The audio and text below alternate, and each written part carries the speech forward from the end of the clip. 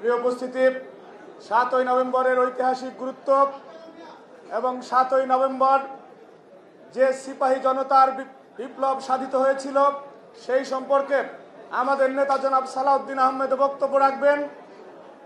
এই প্রজন্মের অনেকেই ৭ই নভেম্বরের গুরুত্ব এবং তাৎপর্য সম্পর্কে আমরা অবহিত নয়, সেই সম্পর্কে আমরা প্রিয় নেতার কাছে জানব।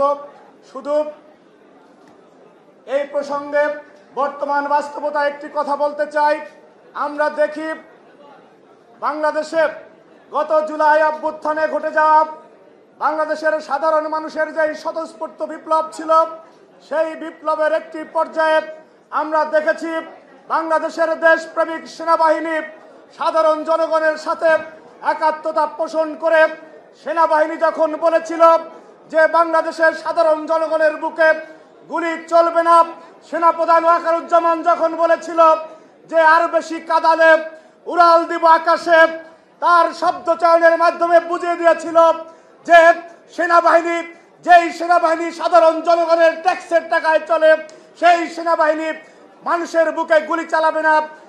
সেই ৭ই নভেম্বরের মতো আরেকটি মানুষের সেন্টিমেন্টকে ধারণ করে সেনাবাহিনী বাংলাদেশের মানুষের সাথে একাত্মতা পোষণ করেছিল বলেই ৫ই আগস্ট বিপ্লব এসেছিল। আমি মনে করি আজকে পরিবর্তিত প্রেক্ষাপটে নতুন গজে ওঠা একটি সংগঠন এবং জন্মলগ্ন থেকে আরেকটি সংগঠন যারা ইসলামের নাম ধারণ করে এখন পর্যন্ত ইতিহাসের সবসময় স্রোতের বিপক্ষে ছিল, এখন পর্যন্ত ইতিহাসের সবসময় গণতন্ত্রের বিপক্ষে ছিল, শুধুমাত্র নিজেদের স্বার্থে ৪৭-এ দেশ ভাগের বিরোধিতা করেছে, ৭১-এ মুক্তিযুদ্ধের বিরোধিতা করেছে, ৯০-এ স্বৈরাচার বিরোধী আন্দোলনে এরশাদের সাথে হাত মিলিয়েছে, যুগে যুগে এই জামায়াত ইসলামী মানুষের সেন্টিমেন্টের বিরুদ্ধে গিয়েছিল। তারা আজকে আরেকবার পিছনের দরজা দিয়ে ক্ষমতায় যাওয়ার জন্য সেনাবাহিনীকে নিয়ে কালিমাযুক্ত কথাবার্তা বলতেছে। প্রিয় উপস্থিতি, সেনাবাহিনী বাংলাদেশের গর্বের ঠিকানা। আমরা যদি এদের সাথে তাল মিলিয়ে কেউ কথা বলি, বাংলাদেশে অনিবার্য বিপদ অপেক্ষা করতেছে। আরেকটি কথা বলেই বক্তব্য শেষ করব। ২০১৭ সালের ১ জানুয়ারি বাংলাদেশের আপসহীন দেশনেত্রী বেগম খালেদা জিয়া বলেছিলেন, এই উত্তর উত্তর দক্ষিণ দক্ষিণ এইসব স্লোগান দেওয়া যাবে না। আমরা কোয়ান্টিটি নয় কোয়ালিটিতে বিশ্বাস করতে চাই না, বেগম খালেদা জিয়া বলেছিলেন। যেই কর্মীরা বেগম খালেদা জিয়ার নির্দেশনা এবং তারেক রহমানের সেন্টিমেন্টকে ধারণ না করবে, তারা ছাত্র দলের কর্মী হওয়ার যোগ্যতা রাখে না। সুতরাং সৃজনশীল রাজনীতি করতে হবে, মেধাভিত্তিক রাজনীতি করতে হবে, যুগোপযোগী রাজনীতি করতে হবে। শুধুমাত্র গতানুগতিক স্লোগান দিলে দল বিপদে পড়বে।